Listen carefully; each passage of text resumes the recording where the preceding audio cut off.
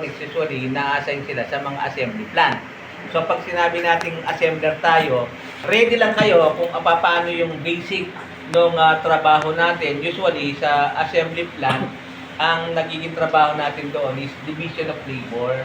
So, pag sinabing division of labor, kanya-kanyang token na kung saan pwede kang ma-assign sa mga preparation ng components, na kung saan pwede kang ma-assign sa designing of PCB, na kung saan pwede kang ma-assign sa mga individual component sorting, testing procedures, and others. So, may mga machine silang ginagamit doon, like pwede kayong maging machine operator, no? So, ituturo nila yung mga formula kung paano ginagawa, yung mga components, at lahat, bago nila kayo isabak, iti-train muna kayo. Hindi basta-basta yung mga manpower sa assembly plant na kaagad dinideploy. May proper training yung mga yan kung saan kayo dinideploy. Most especially, bakit alam ko yan? Kasi karamihan ng mga estudyante kong na-deploy at nag-apply ng trabaho dito sa Molex, dito sa may gawing parting Mabalacat, no, merong isang company dyan ng electronics assembly plant na napakalaki dito sa Central Luzon. Yung halos yan yung pinaka-sentro. Hindi na ngayon yung sa Clark, yung Nanok, others hindi na. Dito na sa Molex, sa Mabalacat. Katabi mismo ng tip ko na pagawaan ng papel. Pero po kayo, lahat kayo, kahit bumungad na lang kayo dito. Sa may Magalang sir yan, Oo, sa may Magalang na halos, Mabalacat, boundary Magalang. So, yun yung mga nadi-deploy doon kasi meron kaming at that time na nagtatrabaho ko sa isang school, one stop and archer school yun. So, sila directly na nakatap sa Molex na kung saan lahat ng mga graduates namin doon, automatic, doon sila nadadala. Kung 30 yung nagtapos, o out of 30, unless may mga bumabagsak doon, usually alam naman natin pag nag-apply tayo, isa sa mga lagi natin kino-consider yung health condition natin. Pag may problem yung health condition natin, dito ngayon kasi hindi sila namimili. Although may edad na, although may bata, nasa tamang edad na rin, pero kahit na mga senior or sabihin na natin nasa tamang edad, mga youth, kung tawagin ko yung mga senior citizen, youth yung mga sobrang nasa senior citizen at youth, kung tawagin ko sila. Parang bigyan ko lang naman yun. So, nag-employ sila. Okay. Yung mga iba naman na kung saan nag-graduate ng electronics, kung pwede din sila sa mga trabaho pang electronics repair. Sila yung mga na-deploy at na-i-employ sa mga service center at sa mga electronic shop. So, pag sinabi natin mga technician, ano kita? Pasok po. Klase tayo. Ay, kayo ni Electronics na yun eh. Electronics dito, papasukin nyo. Dito muna. Nakita niya na si Wesley? Nakausap niyo? Hindi na yung mga nakita. Nandun sa ano? Sige, puntahan niya tapos magabalik kayo. Nakapag-tour kayo. Okay. So, yung mga technician na na-assign sa mga ordinary electronic service shop, sila yung mas pinagbibiliban ko pagdating sa trabaho kasi bakit? Kasi halos lahat ng model brand ng appliances tinitira nila. Unlike sa service center, kung ano lang yung pangalan na dala ng service center, yun lang ang tinitira lang. Like for example, Sony Service Center. Ala silang ibang ini-entertain na other brand kung hindi Sony. So yun yung mga specialization pagdating sa mga service center ng mga service shop. O sa service shop naman, sila yung mga all-around technician na kung saan talagang magagaling sila. Kung i-compare mo yung trabaho ng mga round-robin technician sa mga electronic shop at sa service center, mapag-iiwanan yung mga technician sa service center. Siyempre, naning balo na ano yung alam ng mga technician sa service center, yung mga particular model na kung saan mag-undergo lang seminar and upgraded training sila patungkol sa mga brand na hawak nila. Unlike sa mga ordinary shop, strike anywhere sila kung bakit ganun sila katitindi. Although, maraming naging experience or naging experience yung mga technician na nasa shop.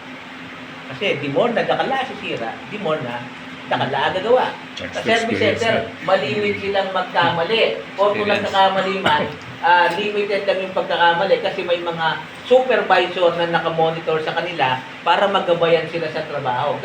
Kaya lang, ang advantages sa mga service center, hindi sila ganong nagkakamali kasi kung magkamali man sila, anticipated na ng mga supervisor yun, nakamonitor talaga. So, siyempre yung metong technician, hanggat hindi siya nagkakamali, hindi siya nadidisgrasya, although sana minimal lang, may mga technician kasi nadidisgrasya without the supervision of our supervisor and manager na kung saan na nahahantong doon sa mga kapahamakan. Pero tulad nga na sabi ko, without supervision of your supervisor, dapat lagi natin pinapractice sa trabaho natin yung occupational health and safety. No, alam naman natin kung paano ina-apply yung occupational health and safety. Number 1, yung mga PPE natin. Kung kinakailangan, no, sa trabaho natin, hindi nawawala yung PPE gloves, hindi nawawala yung safety shoes, hindi nawawala yung goggles, no?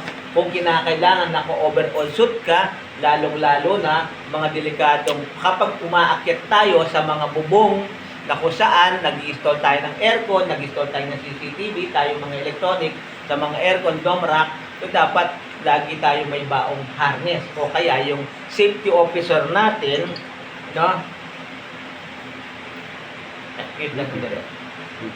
Hello, boss. Hello. O, nanita. Ipayaw. Marunong kayong gumamit ng instrumento. Ano-ano ba yung mga instrumentong gagamitin natin sa troubleshooting?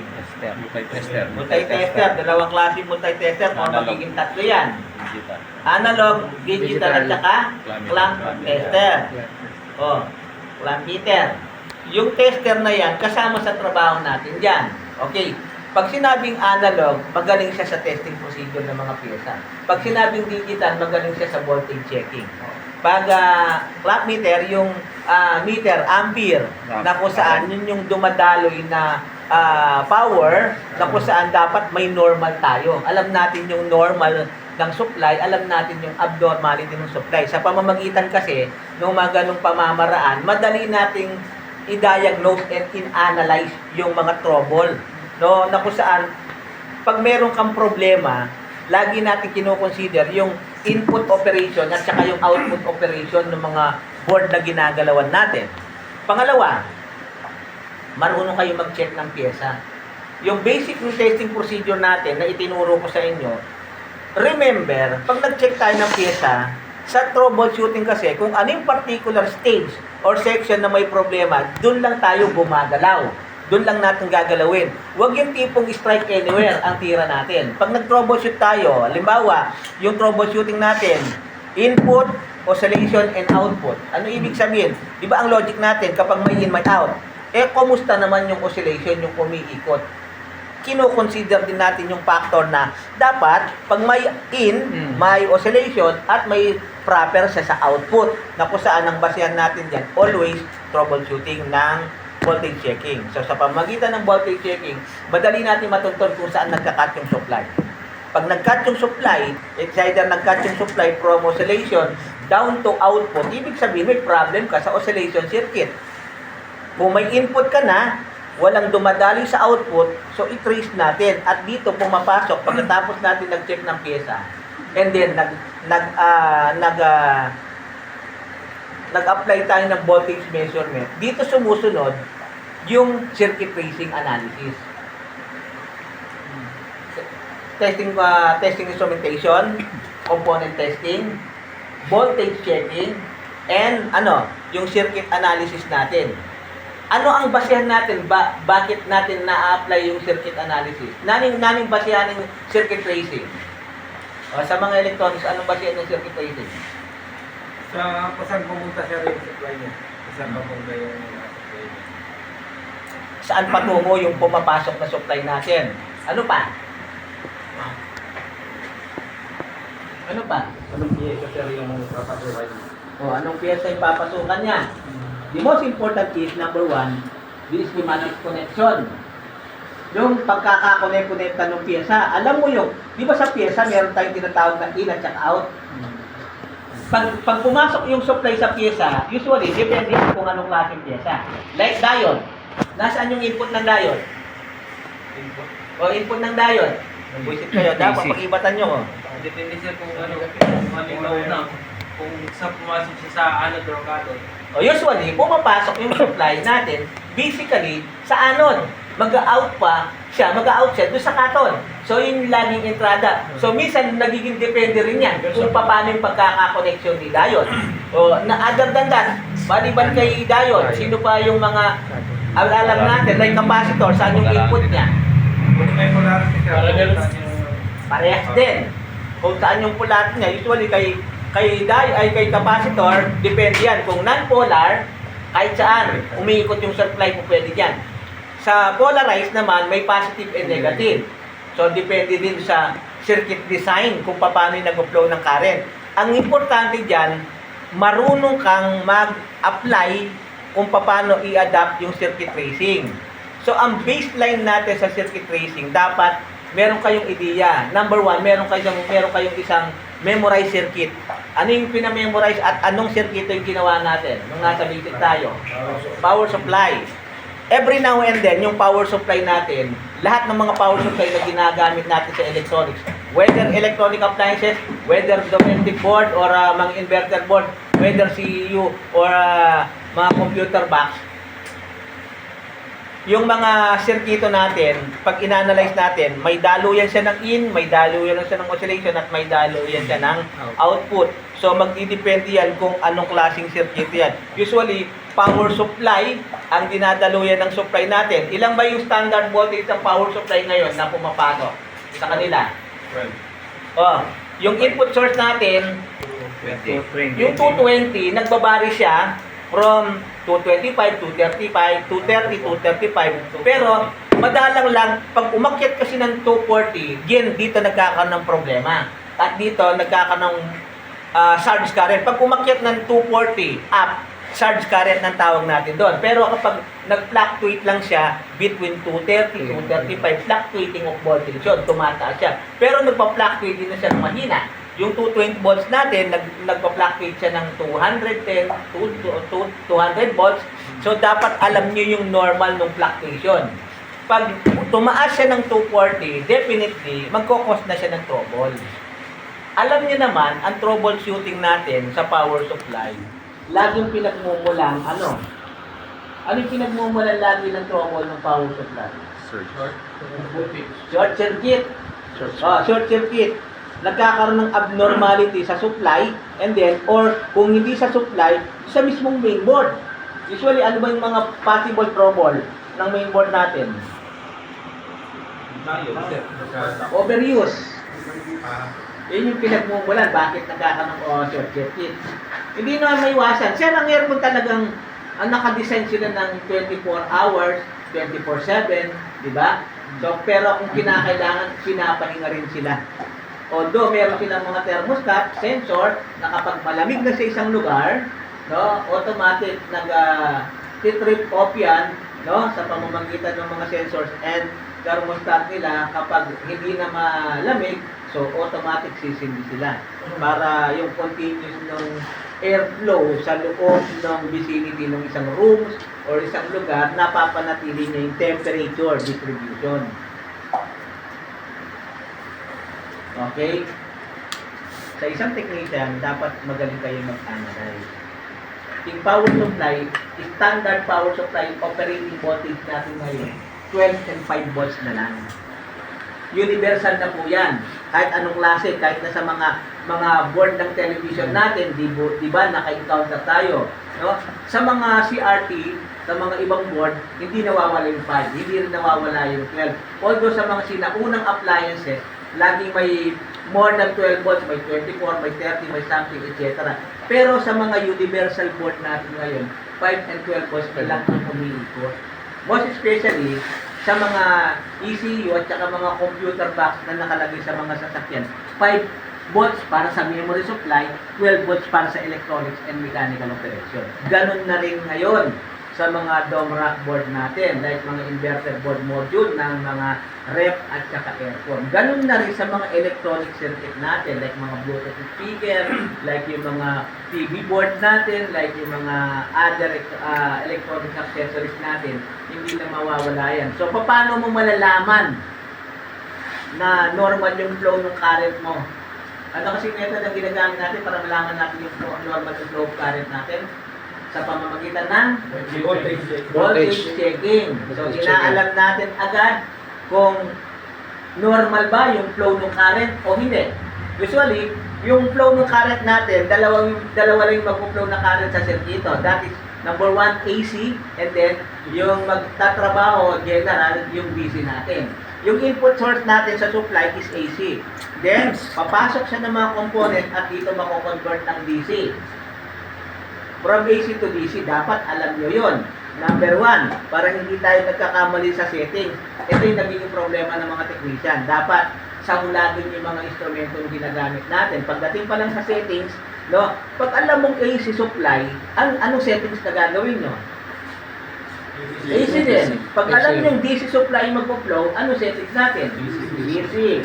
So, major kasi nila, kanya madali nilang nasasagot yan.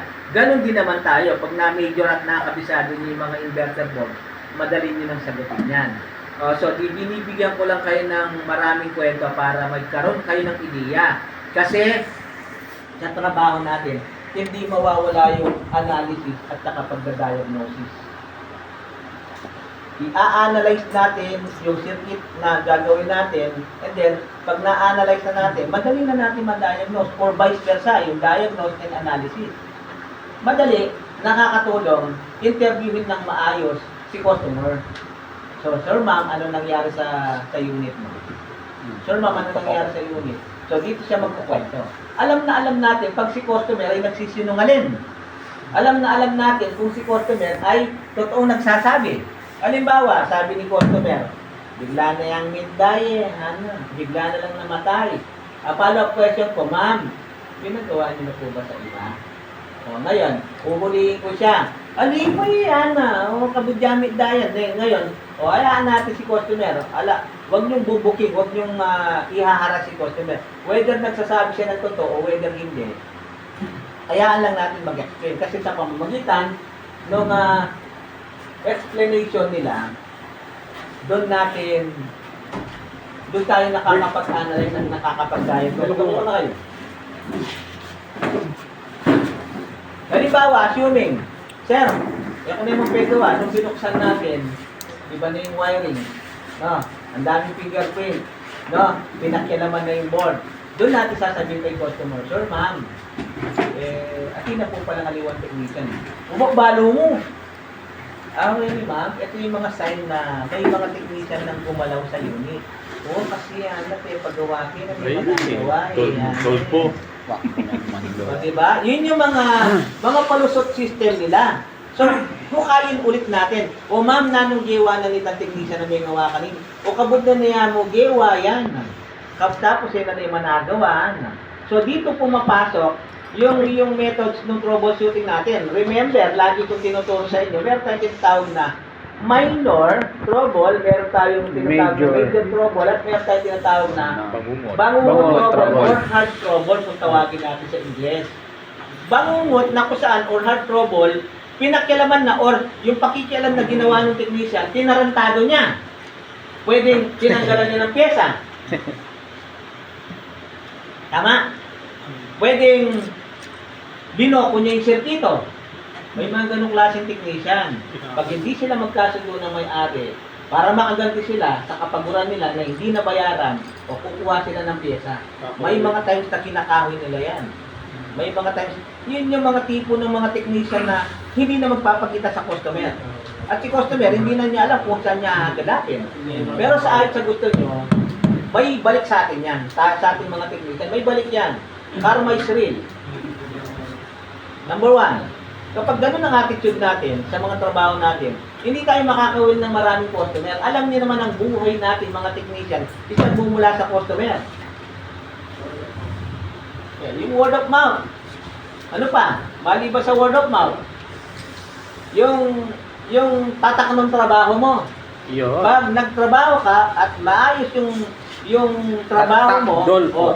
yun yung ipamamalita ng mga customer natin. Halimbawa, ay, pagawa ko kang dolpo, ana. Oh. Ay, inano yung itsura itang dolpo yana. Itang masanting na lalaki, ana. Ay, iba yata ang pyesa. I-check niya yan. Yun By the way, guys, sa mga electronics, magpakilala ka pa, namin yung nagyuko. Presidente Mesa. Rodolfo Masangkay Jr., presidente. Rodolfo Masangkay Jr. Hindi ako presidente. Okay. Ring. Josa. Joel. Kiambausa. Pablo. Pablo. Gardenia. Yo Martelos Reyes po. Jomar, sir. Tapos, yan. Sila yung mga kasama Dalawa. ko na mag-deploy. Yung dalawa pa. Michael to sir, kasama Bernadette. Oh, pero may electronics background na kayo. So lahat ng kwento ko rito. Saan kayo nag-take ng ngayon dito? Sa Ingles. Pinababa ko na yung unit, ako mismo titira. Kasi literal ko talagang ginagawa yung mga unit na yun, yung mga boards na yun. Kung bakit kaya kong ikwento sa actual na karanasan. Marami akong karanasan. Sana all. Hindi naman ako mapaghuhulihan. Sana all, sir. Okay. Sa diagram, ang basic natin, hingihiram ako ha. Whiteboard, hinirap Yeah. kasi. Ano yung basic natin sa diagram? Lahat kayo. Basic. LCP, LCP. LCP, May line 1, line 2. transformer, Transformer. Diode. filter, Fuse, diode. Sabi ni Peña Malyo ko. Circuit tracing or schematic.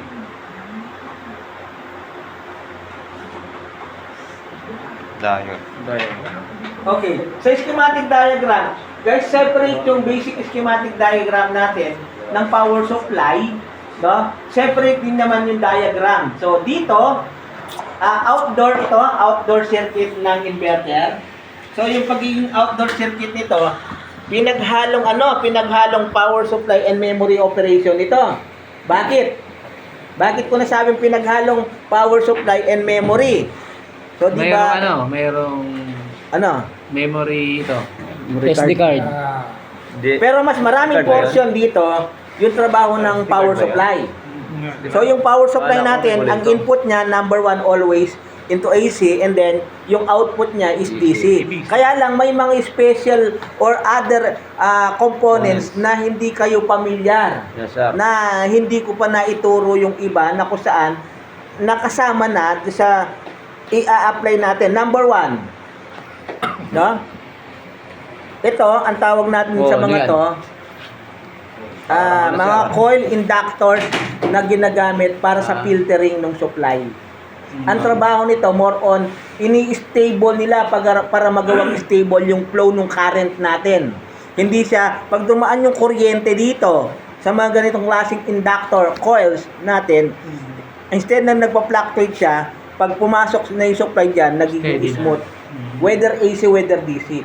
Dalawang klase yung mga coil inductors natin. May mga coil inductors para sa AC, may mga coil inductors para sa DC. Saan pala mo regulate? Para ma-smooth yung naiiwasan yung malaking pagbabago ng fluctuating of current natin. Kung magpo-fluctuate man siya, dadaan na yung supply sa kanila, minimal na lang yung taas-baba niya. Hindi tulad nung taas-taas-baba. Hindi po pwede sa power supply circuit yung fluctuating of voltage, kasi dapat laging stable yung kuryente, most especially from AC to DC. Kasi ang required voltage ng mga pyesa is number 1, DC. Yun yung required voltage ng mga pyesa natin. DC supply para magtrabaho siya ng maayos. Although meron tayong mga pyesang AC components, sila naman yung magtatrabaho para mapanatili nila yung kalakasan ng AC supply natin. Pero pagpasok niya doon sa mga components, saan ba nagbabago yung supply natin? From AC to DC, saan nagsisimula yung pagbabago? Transformer. Transformer, diode, ano pa? O silang lahat, ginagamit natin yan. At napatunayan natin yan nung nasa basic tayo ng power supply. Number 1, papasok yung kuryente natin, yung tinatawag nating alternating current, doon sa input na kung saan pumapasok siya at dadaan siya doon sa tinatawag nating main power transformer. Noong unang panahon, yung mga transformer natin, ENI core sila, yung mga transformer na may bakal. Mga transformer talaga yon, talagang matitibay. Pero ngayon, yung mga transformer natin ngayon, choke type na sila. Mga transformerless kung tawagin natin. Although may transformer pa rin na nakalagay, kaya lang, hindi na sila transformer na ENI core type. Ito na sila ngayon. Chopper, transformer kung tawagin natin sila.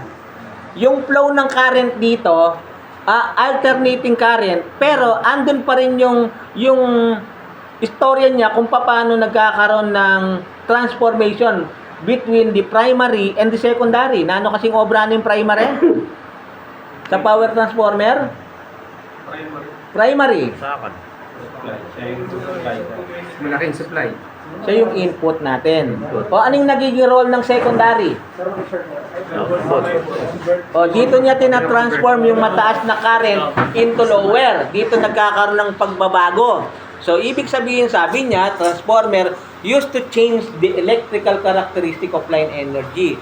So nagtatrabaho siya para mabago niya yung kuryente natin, yung daloy ng kuryente from the transformation of higher voltage into alternating current into lower voltage of the alternating current.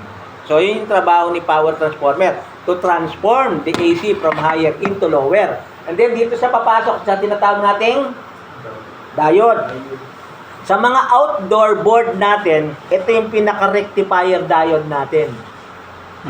Ito yung pinaka-rectifier diode natin. Usually, ang basic natin sa diode natin, ito yung ano natin, single diode natin, right? So, from positive into negative. Ito yung input natin at ito yung magiging output natin. In reality, kapag umandar yung diode, baliktad. Yung cathode, siya yung mag-i-emit ng electrons at yung anode, siya yung mag-output natin. Yan ang kabaligtaran ng operation. Sa kaso nito, ang tawag natin dito sa diode na to, package type diode.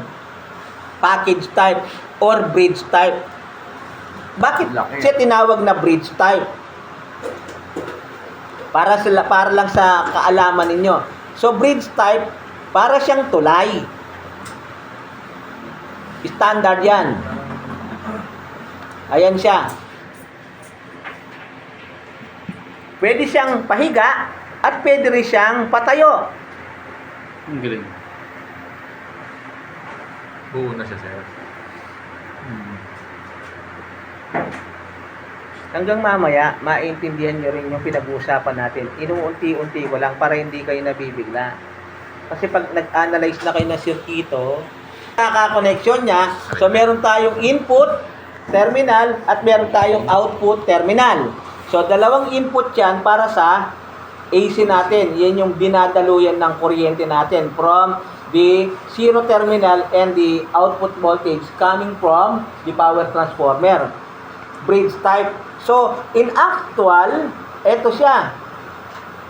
Ito po yung itsura nandito sa physical appearance natin. 1, 2, 3, 4. 4 pins po yan. May bilog po sa gitna yan na yun, no? So, dito, kung saan nyo nakita itong gatla na to, ibig sabihin, yun yung pin na nasa ibaba, that is positive terminal. So, yan yung output mo ngayon. Ang tatlong terminal. So, ito yung dulo, that is the positive terminal, and yung dulo, that is the negative terminal. Ito yung dalawa sa gitna, input source natin yon. Okay. Input ito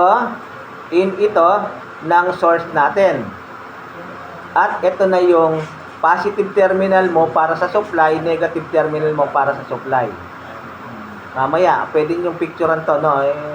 Gagastos lang ako per pahina, okay lang. Kaya kanina maninin eh. Okay lang yung kay Jomar, sir. Madali bang i-test ito? Kung paano check itong ordinary diode, ganun din naman yung pag-check sa mga package type or bridge type diode. Sa ngayon, universal yung 4 pieces of diode. Meron ng bagong latest diagram ngayon sa diode. At ito yung diagram ng mga latest. ginawa nilang 8 diode. Ito yung diagram na pinatibay nila ngayon. Saan nyo makikita yung diode na to? Usually, makikita nyo yung mga diode na yan sa mga power supply ng computer. May power supply ng CCTV camera. Ito siya, look.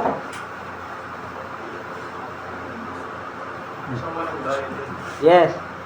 8 diode. Pinatibay nila. Walang daya yan.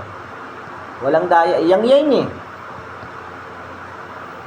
Time is 8 neing diode. Look, in parallel connection siya.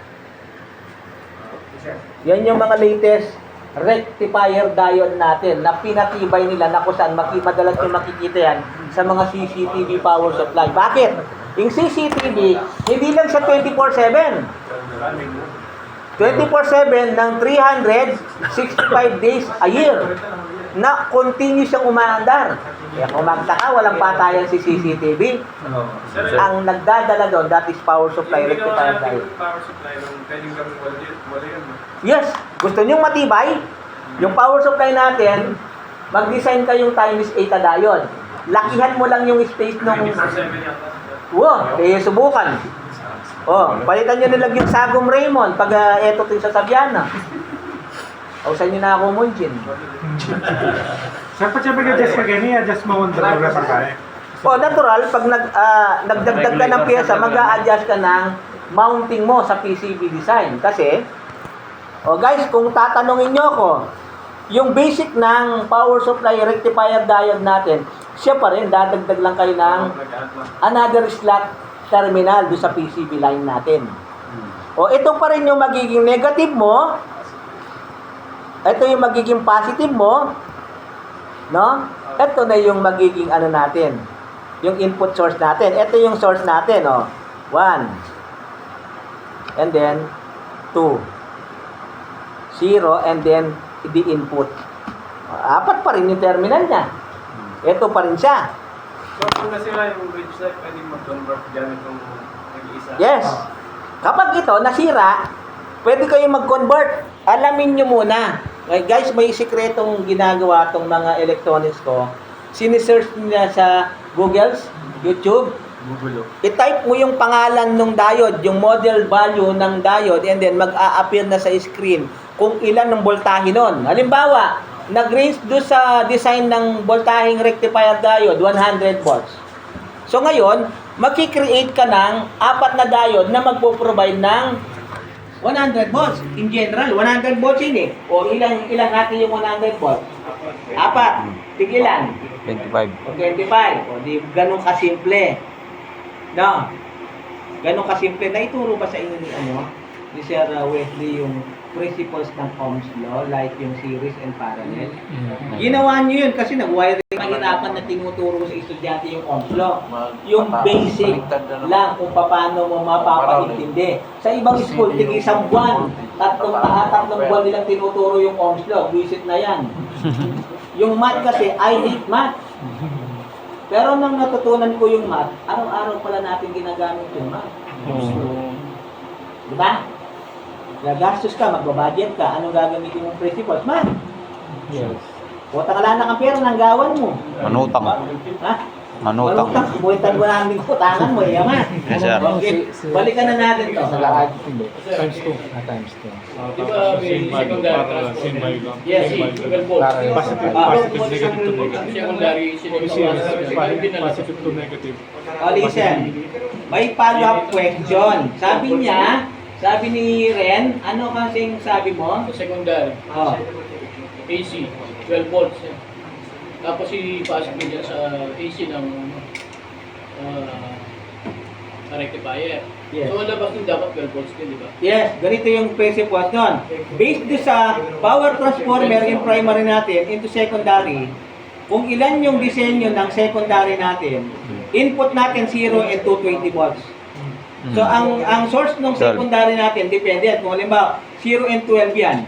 So, AC 12 volts yung ita-transfer na supply ng transformer papunta sa diode. So, kung ilan yung pumasok sa source ng diode, siya pa rin yung magiging out mo sa diode. Yun nga lang, ang mangyayari dito sa in ng diode, AC, Pero pagdating niya sa out ng diode is magiging DC na. DC. Kung ilan yung ipinasok mo, siya pa rin yung ilalabas niya. Yun nga lang, napalitan yung AC, naging DC na. Ito yung AC, taas, baba. Sa DC, tataas siya, oops, may magkocontrol na positive line, bababa siya, oops, may magkocontrol na negative line. Kanya yung taas baba ng kuryente may kumokontrol between up and down. Kanya naging DC siya. Ibig sabihin ng DC, direct current, diretso ang daloy ng kuryente. Yun ang ibig sabihin ng DC. Para sa lahat, naintindihan nyo. Ang ibig sabihin ng direct current, diretso ang daloy ng kuryente. Hindi siya pwedeng tumaas baba. Walang kasi yung rectifier sa kilovolts yan. Depende sa ano. So, depende kay diode. Halimbawa, si rectifier diode, ang input natin, 12 volts. O kahit lagyan mo lang ang disenyo ng diode mo is 50 volts, sobra pa yon. So, kanya kapag pumasok, dumalo yung 12 volts AC ng transformer, papasok sa katawan ng diode, sobrang-sobra pa yung design niya, kanya hindi siya pwede pumutok. Ngayon, pag gumamit ka ng mas mataas na amperahe at mas malakas na voltahe, na hindi nakamatch yung rectifier diode natin, doon pa lang puputok yung rectifier diode natin. Dapat, di baling laging lampas, laging sobra yung voltage design na rectifier diode compared kay secondary ng transformer para hindi tayo napuputukan. Anyway, kahit mababa yung supply ng secondary pero enough yung sapat na voltahe naman ng rectifier diode, matatrabaho pa rin niya yung processing ng AC at gagawin pa rin yan ng DC. Magiging output pa rin yan normal. Okay.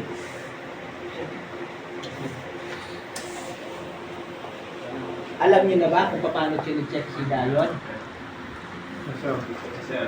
Refresh. Refresh natin. Ito yung single. Wait. Time is 1. Calibration. Pag nag-check kayo ng diode, mas perfect natin ginagamit si analog compared kay digital. Hindi ko sinabing hindi kaya ni digital. Mas ano tayo, after tayo sa deflection, no? So dito, more on positive to positive yung connection, that is positive to positive, negative to negative. Yan yung proper connection na kung tawagin natin yan FB, hindi Facebook. Ang tawag natin yan forward bias connection. Between the positive of the tester to the positive of the diode, negative of the tester to the negative of the diode, that is the FB. Meron tayong mame-measure yan na resistance. Pero pagdating sa reverse bias, ito yung reverse niya. Time is 1 pa rin yung calibration. Yung positive terminal niya, i-connect na natin sa negative. At yung negative terminal ni tester, ilalagay natin sa positive. Ang tawag natin dito is reverse bias. Dapat, hindi nagdi-deflect, walang resistance na makukuha sa reverse bias para masabi natin, in general, yung nag-iisang diode, positive type natin. So, input, that is negative. So, pag nag-check ka, yung time is 1 calibration, yung positive mo, yan yung ilalagay natin sa positive. And then, yung negative natin, 1, 2, 3, the pointer should be deflect. On the reverse side naman, yung negative mo nun, yun yung ilalagay natin dito sa positive, at yung positive, siya ikot sa 1, 2, 3, dapat hindi nagde-deflect yung pointer. So, kung paano nyo check yung single, ganun din yung apat. Nakukuha niya. Ha? Yes, sir. Okay. Sir, yung sa diode natin, may value ba pag nag-resist tayo, may value siyang makukuha? Ano, o pare-pares na yan? Actually, ang resistance nito, nasa from tester natin, from 50 ohms to 20 ohms. Minsan more than nagiging 15 ohms yung reading. So what is important is doon sa forward bias, yung bias lang siya magdi-deflect, nasa kalagitnaan tayo ng resistance ng meter scale. Pero kapag nag-deflect na siya ng sagaran, alam niyo na ibig sabihin. Pag nag-deflect ng sagaran, ibig sabihin, sa forward bias may shorted na. Dapat nagdi-deflect, nasa gitna lang siya. Ang pinaka-importante doon, mag-deflect sa forward, sa reverse, dapat walang galawan. Pag nagkaroon ng galawan yan, kahit maliit lang yung galawan niya, ibig sabihin meron tayong leak. Source negative. Kapag nagkaroon dito ng isang leak, sa apat na terminal, ibig sabihin sira na yung diode natin. Dapat silang tatlo, walang leak, walang deflection sa reverse. Kapag nagkaroon ng deflection sa reverse, kahit mahina lang, ibig sabihin leak na yung diode, palitin isa. Kahit isang diode lang nasira sa isang package type, palitin siyang buo. Dalawang klase yan. Ito yung isa. 1, 2, 3, 4. Ngayon, paano malalaman na diode yan? So, ito yung symbols. Positive. Okay. And then, ito yung source, negative. Yan siya. Ang tawag natin dito, horizontal mounted. Nakalagay siya sa board. Saan yung madalas makita to? Ito yung sign na rectifier bridge type diode to. Horizontal mounted, ito vertical mounted. Tayo. Horizontal mounted, nakadapa. Pero parehong label. May value naman sa katawan. No? Ituro na lang sa mga classmate mamaya kung paano